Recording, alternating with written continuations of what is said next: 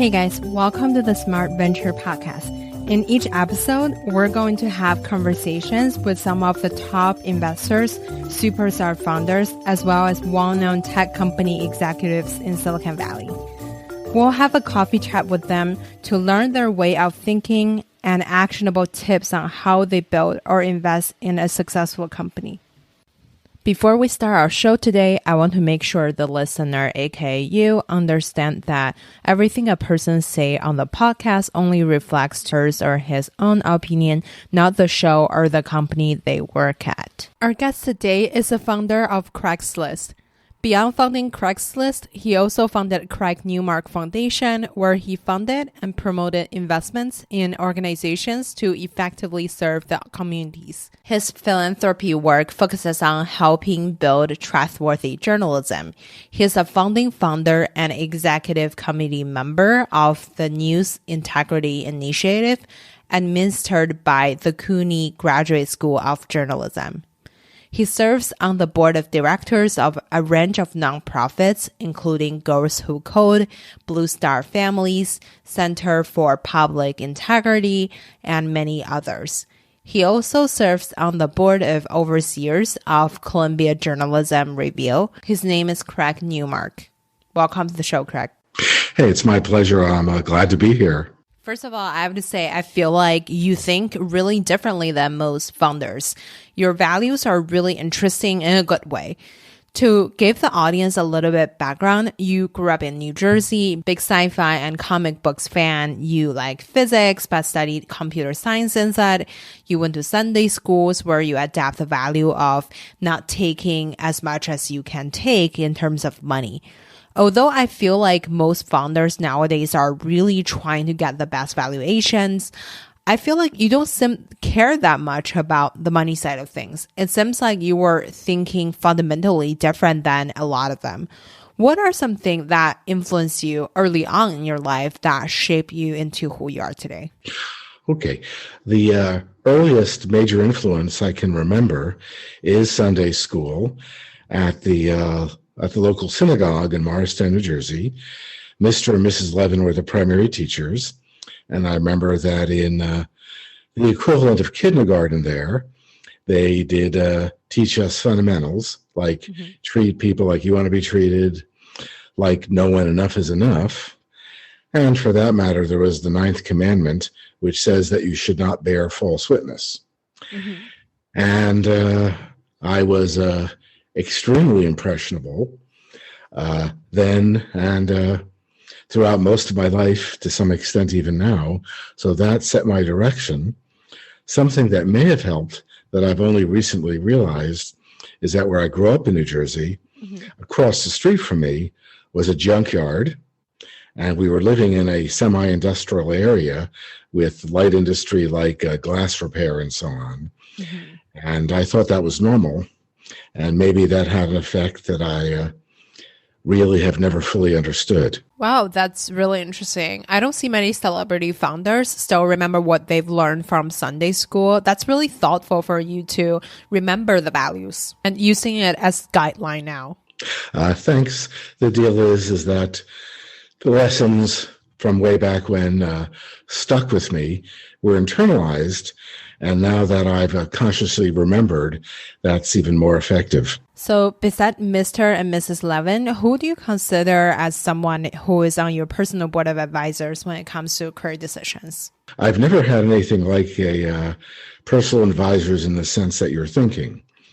What I will do is in a specific area, I now have a lot of people who can help advise me in one area or another, like fighting disinformation or like supporting veterans and their families.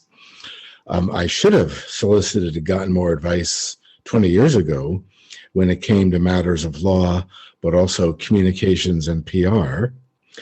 I had the stereotypical engineer's prejudice against communications and PR, and as a result, I've badly blundered. Starting maybe 8 or more years ago, I decided I needed to atone for my sins of omission, and so now I get a lot of training and advice from communications people almost daily. Interesting. Why do you need the PR and communications now? Well, Sometimes it doesn't matter if you or people you support do good work. If no one knows about it, then it's not as effective as it should be. Mm-hmm. And unfortunately, a lot of nonprofits where people are good at their jobs, if they're genuinely helping people, then normally they're not good at telling people that they're doing a great job. Mm-hmm. And that leaves space for people who don't do a good job, but who are good at talking about it. That way, people from those nonprofits can suck a lot of resources away. The net result is a lot of nonprofit dollars are wasted, and that's bad. Yeah, that's so true. I chatted with Rebecca Minkoff, who is one of my favorite designers the other week. She said the same thing. Being a fashion brand is a media business. You have to post content on all social media platforms. I feel like nowadays, all businesses are essentially media business now.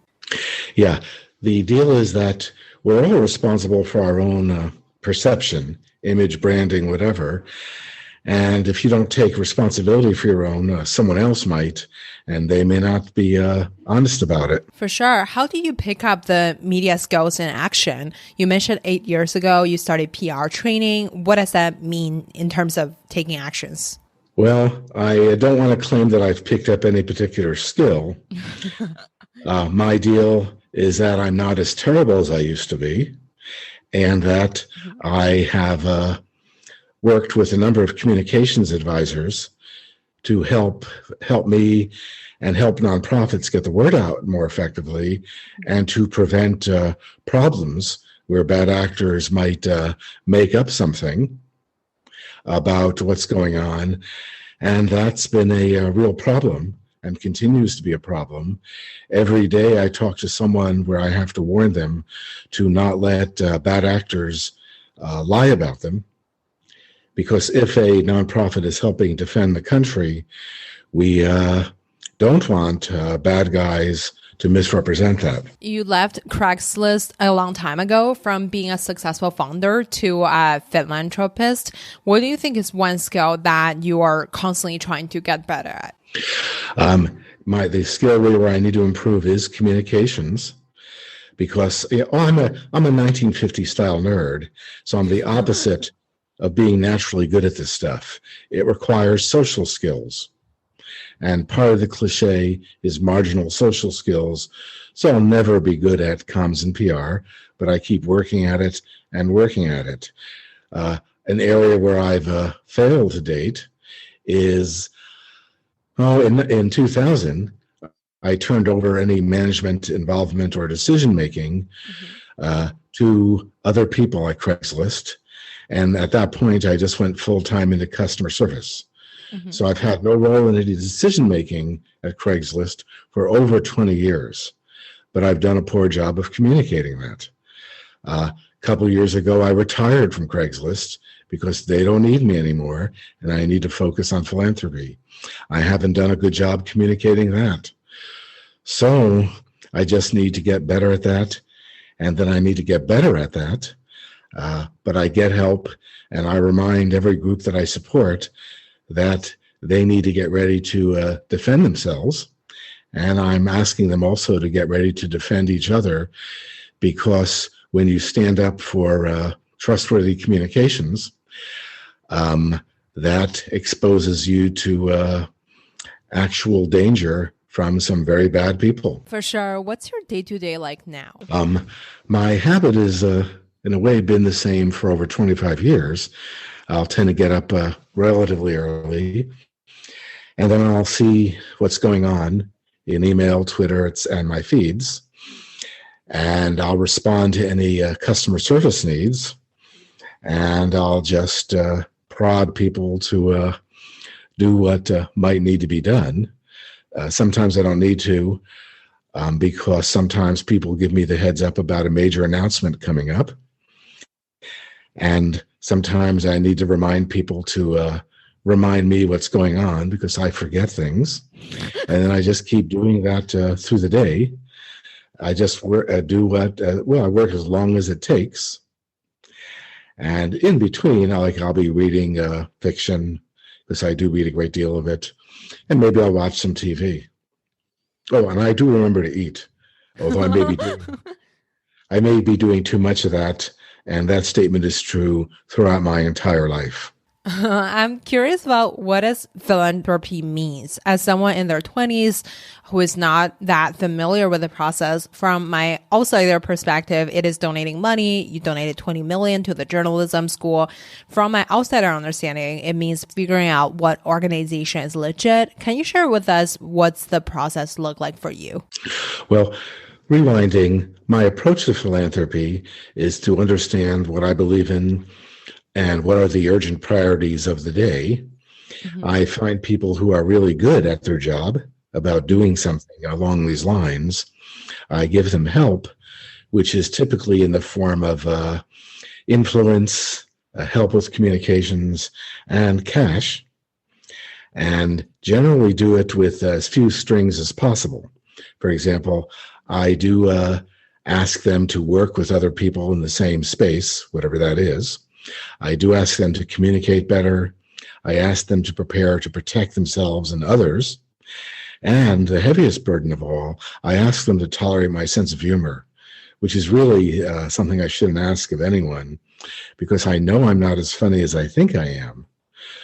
But as I age, I try harder and harder to be funny, much to the dismay of everyone. I feel you. By the way, your voice is actually really soothing. It reminds me of the storytellers on those foreign movie channels in China. Thank you.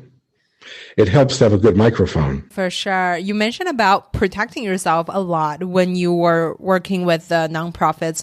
What does that mean? Why do you need to protect yourself? Well, first, the organizations I support need to protect themselves, and now I'm arguing need to protect each other, because there are bad people who will, whose job it is to make money through artificial or fake outrage. And now and then, some group I support will expose bad actors. And usually the way the bad actors respond is with more and more in the way of falsehoods or disinformation. Mm-hmm. And usually the bad guys are way better at lying than the good actors are about countering those lies. That's really true for me. I mean, if I'm trying to counter a bad actor, and even if I use logic and reason to debunk what they're saying, if they're good at it, and they usually are, they can just come up with more falsehoods in real time. So I'm helpless. That's why I get help. Yeah, that makes sense. I know you started doing philanthropy by yourself. What does it look like now? You mentioned you got help. Do you have a due diligence team now? At this point, I have some skills to sense when I'm saying something stupid, and then I can stop myself from saying the stupid thing. But I do ask people sometimes to check out what I'm saying in case I'm saying anything that could be misinterpreted and used in a bad way. So I still do get help, and I only expect to be getting help as long as I live. After that, it's over. I feel you. This routine sounds like a full-time job that you planned for yourself to do good. You had to do a lot of research on where to donate. You read science fictions. Your day is like a normal people's day. It gives me a vision of if I ever really succeed big, what I should be doing. Well, the deal is that, again, Mr. and Mrs. Levin in Sunday school, they told us to know when enough is enough. And I don't have much of a need for an entourage, no need for a private plane. For that matter, I don't own a car. What? Between public transportation and car services, like Lyft or Uber, I found that I wasn't driving. So I had a car which was, I think at that point, about 17 years old. I gave it to some relatives. And maybe I'll get a car again someday, but I don't feel the need. Yeah. I do indulge myself. Here's one area. I buy all the books I want to, but that means if I buy a book, I pretty much have to read it. That's actually, I can't remember that a few years ago I bought a book I didn't read because it was terrible and I couldn't return it. but that's roughly something like 1 in 1,000. I am amazed. You're definitely a role model for me. I'm a huge fan of books. I buy whatever book I want. And I've also never interested in cars. I could not tell the differences between a $20,000 car and a $50K one. I'm kind of relieved that I don't have to benchmark myself to achieve a certain materialized threshold to prove my self-worth. Another thing I found really interesting about your success journey is you started Craigslist in your 40s. You moved to SF when you're 41. You started the company because you've got a lot of help from other people and you wanted to give back. It seems really different than someone starting a company in their 20s. Well, first, I wouldn't hold myself up as a role model for anyone. That would be foolish on my part. But my deal is that, around age 40 or so, I realized that I needed big changes. Part of that is that I couldn't rationalize remaining at IBM anymore. Good company, but as a really technical guy with marginal social skills, I needed to get away from marketing at IBM and back to some kind of development role where I wouldn't have to, where I didn't think I'd have to exercise social skills. So I got a job offer at Charles Schwab. They were kind enough to move me across the country, and that worked for a while. My big contribution was telling people around the company, and this is in 93, 94, that, hey, here's the internet. Here's how we're going to do business someday. But in corporations, social skills are a survival skill, because when you have a company of, let's say, greater than 150 people, that's the Dunbar number. Once it's a large company, then there's hierarchies and factions and all that, and you got to navigate through that. And I was helpless. Fortunately, I was encouraged to leave, let's say, early 95, just as the dot-com bubble was starting. And my timing was accidentally perfect. So that's the time you started Craigslist full-time? Yeah. Well, I started as a hobby then, but I figured I would try getting work in the emerging dot-com industry. And I made some mistakes and got things right. For example, my first contract job was at Bank of America, helping build home banking. And I haven't used Bank of America home banking now for minutes, but I still use it, and I use it a lot. Yeah, that's really cool. So essentially, you started Craigslist while working part-time with Bank of America on the side then? Well, it was a full-time contract job.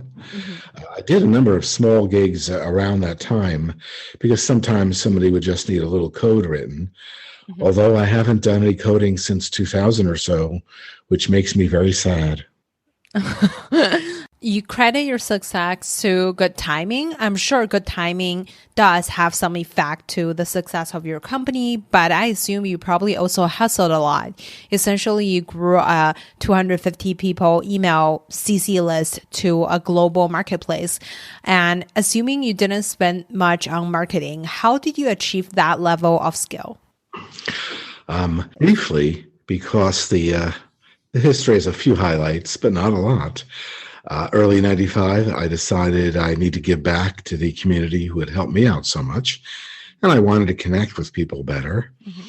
And so I started a simple CC list for events that included arts and technology.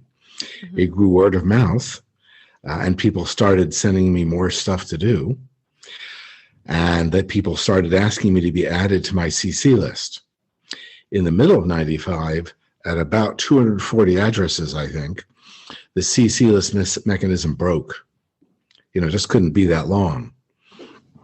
So at that point, I had to use a listserv. Somebody offered me the use of Major Domo, but that meant I had to give a thing a name. I was going to call it SF Events, since I think it was still mostly events then. But people around me told me they already called what I had Craigslist. They told me I had inadvertently created a brand. Then they told me what a brand is, because I didn't know.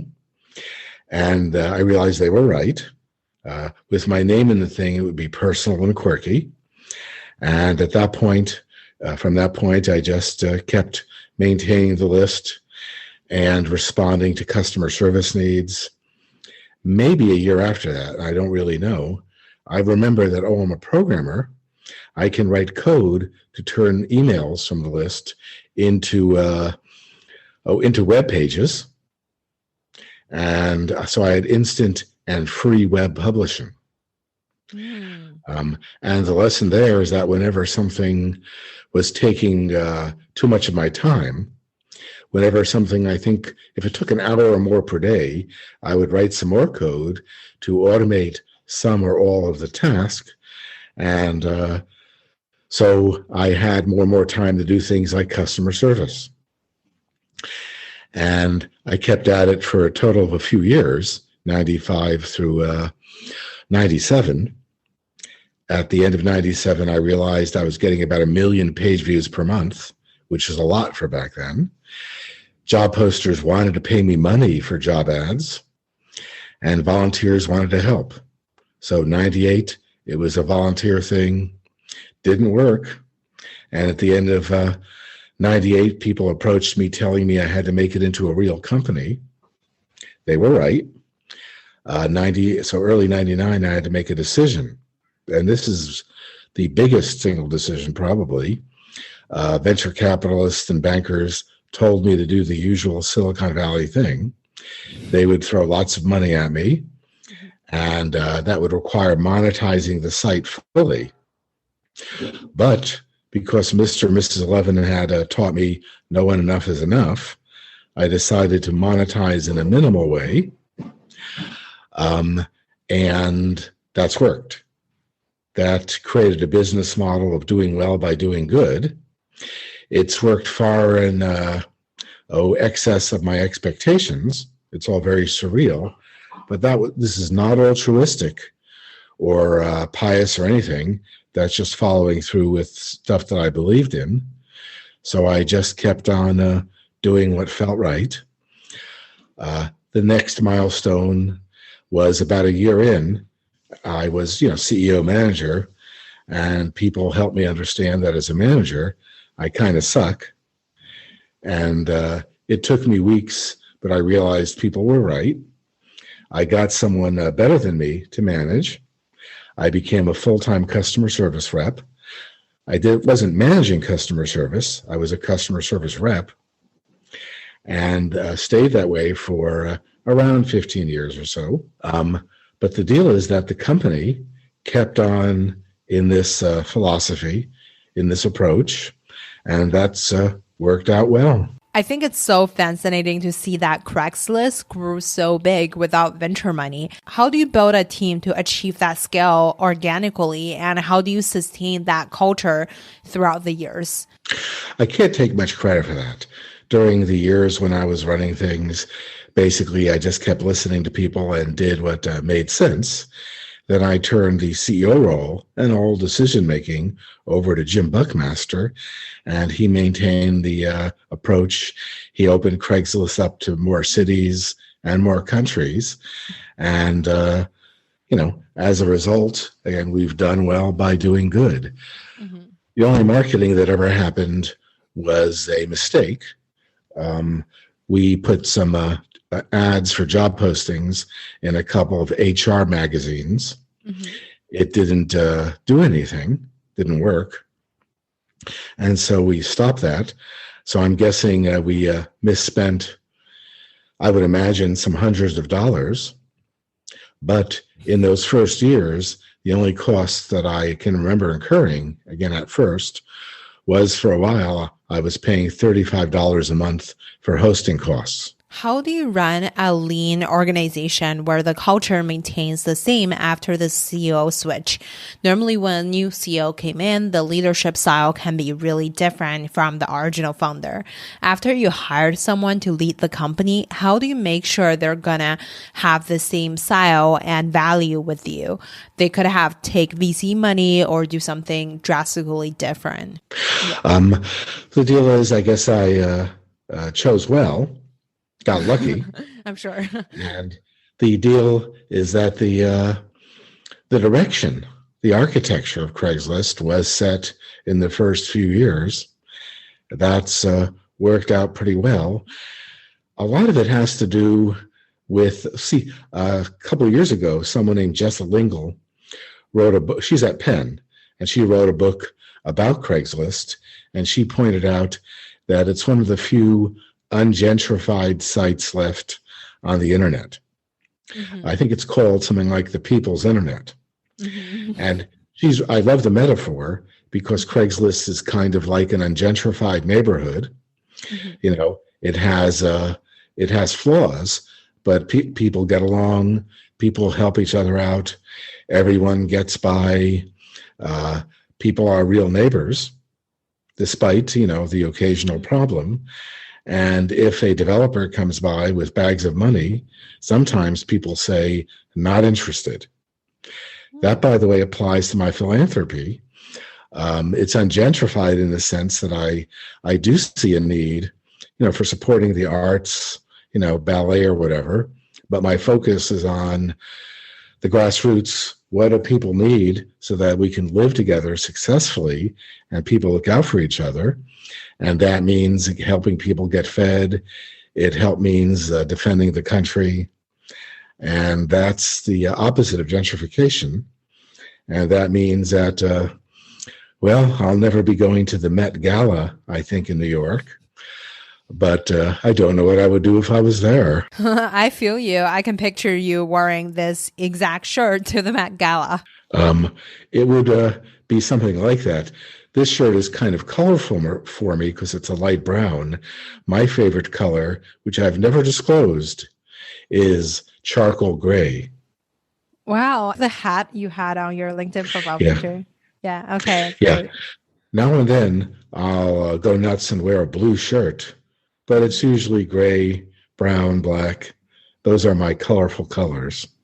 Mm-hmm. I mean, your home is kind of really colorful. I like the plan, and I like the red painting in the background, and then the Wikipedia flag, and it could have been nerdier. So you're right. The painting is in tones of red, but those are muted, bashful colors, tones of red, mm-hmm. and that's my preference.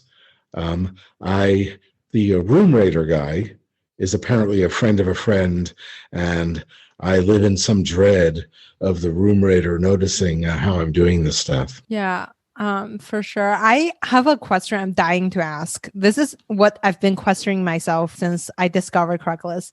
Why has Craigslist interface never changed? It looks exactly like 40 years ago. Not 40, but like 20 years ago. When I put up a website the first time, I was thinking, I have no design skills, but I know how to keep things simple and fast, and for that matter, functional. Mm-hmm. I like to get right to the point.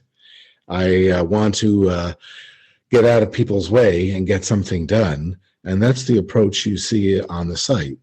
And as it turns out, for the most part, when people are looking to get something done on the net, like helping put food on the table, they want something simple, fast, and functional. And so those are pretty good design principles for everything. The only thing that comes close, as I recall, is there's Google and there's Wikipedia. Yeah, you are a Wikipedia fan. You gave a talk at Google when you worked with Google on some project closely. You helped Wikipedia. What's your affiliation with them? Wikipedia has a similar vibe with Craigslist. I think I had a neighbor who works there a couple of years ago mentioned it's not a huge organization. Well, I've worked very little with Google. It had to do with journalism ethics, mm-hmm. because the people I worked with and I are very interested in trustworthy journalism. Mm-hmm. Wikipedia is a much bigger factor in there. I say that Wikipedia is where facts go to live. And so I've helped them out with, well, general operating funds.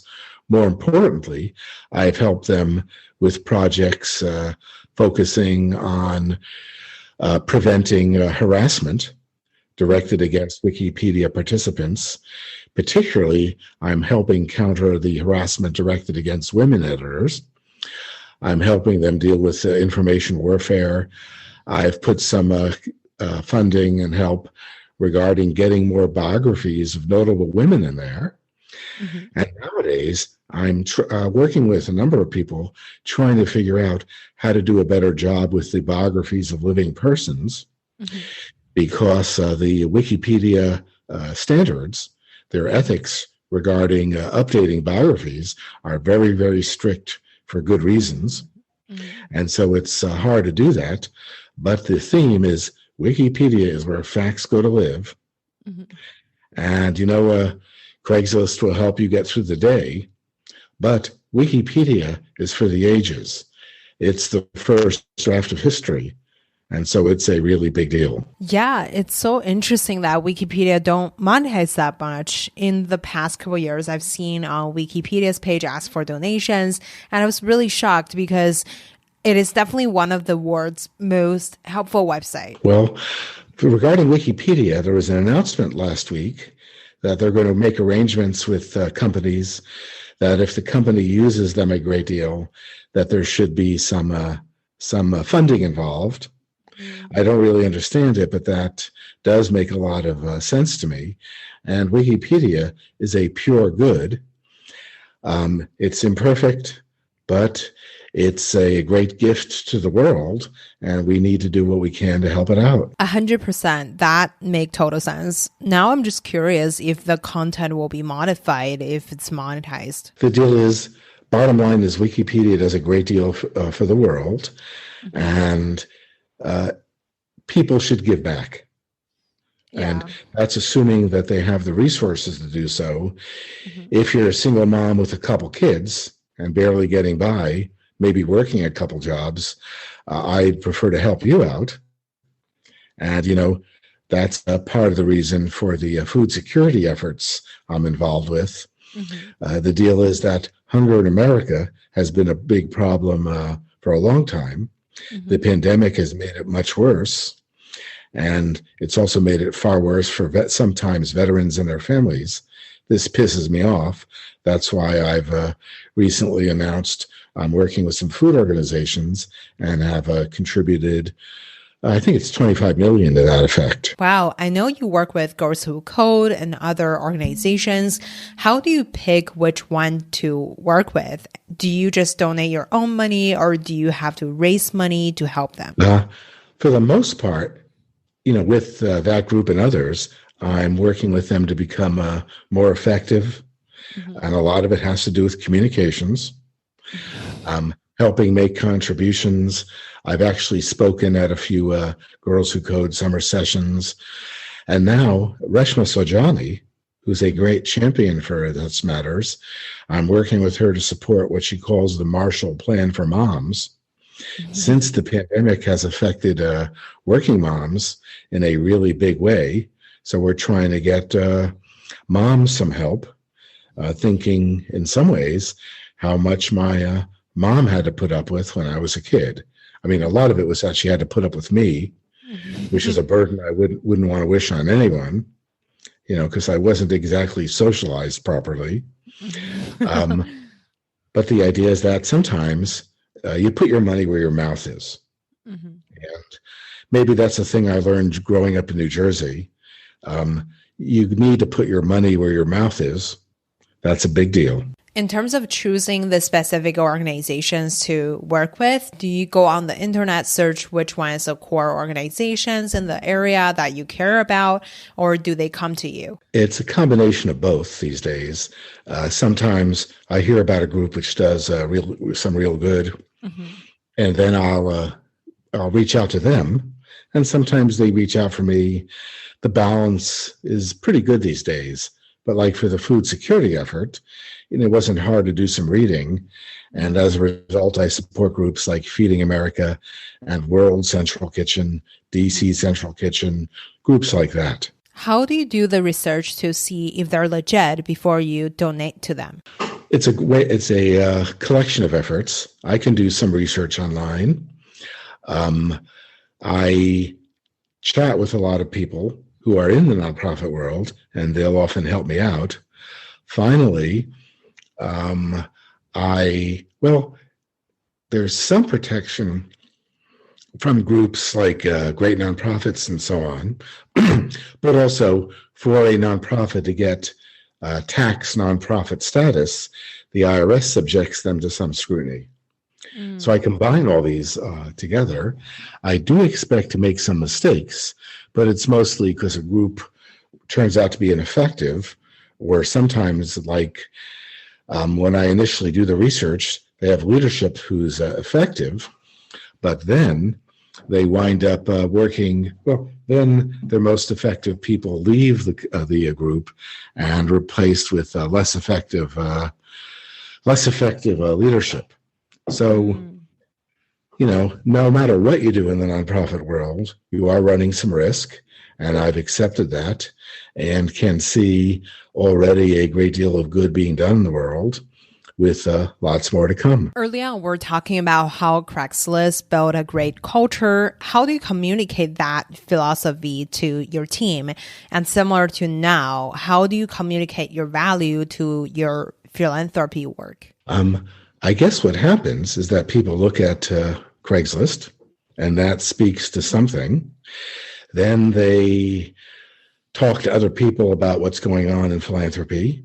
They may read articles or sometimes listen to podcasts, and those all work together. Then when they approach me, they see that I practice what I preach, and then we take it from there. It's not that hard. The problems, again, are when bad actors decide they can try to manufacture some outrage, even if they have to make things up. And this has happened a lot. And I just deal. Are you investing out of your own pocket? Yes. Okay. I'm using a private foundation where it's all my own money, and then I make contributions to what they call donor advised funds. And that's the source of other funding. And that works out pretty well. Well, I think you're really noble. I feel like most other successful founders are all investing in startups, trying to make more money. What you're talking about is just me following through with what I was taught, practicing what I preach, and just following through that way. Right now, since I live modestly and well below my means, it's fine to give away a lot. That feels like I'm doing the right thing for the world. It is satisfying. Sometimes there's problems, but for the most part, things are working out well, particularly in the time frames which I'm investing for. And again, by investing, I mean contributing to these nonprofits. My personal time frame is, let's say, 20 or 30 years. But also what I have in mind is the next 200 years. So the things that I contribute to, I'm hoping will still be having good effects for a couple hundred years or so.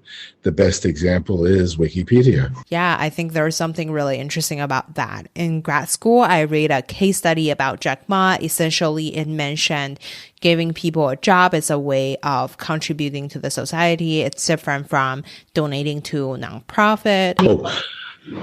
It is really important to do things which create good jobs. That is a high value. That is a genuinely good thing. And so I guess I've helped do that indirectly in some ways with Craigslist and its after effects.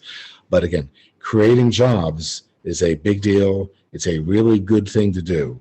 It's better if the jobs are good, but it's hard to judge what jobs are good and what aren't. And so I don't do that. Totally. I really admire the contribution you've done to the society. And in general, I think you really don't let the world change the way you think and staying true to who you are, which is something really cool to do. We're at the last part of the interview. I have a mini fire round for you. First question. What's your favorite book? I don't try to answer that since I've read over 5,000 books in my time. Wow. And it's just really hard to even try to do that. The bulk of my reading is science fiction and fantasy, but also mysteries, spy novels. But I just don't even try anymore to figure out favorites. Who made the biggest impact in your career? That's a combination of my Sunday school teachers, Mr. and Mrs. Levin, but also Anton Shilsky, who was my history teacher in high school.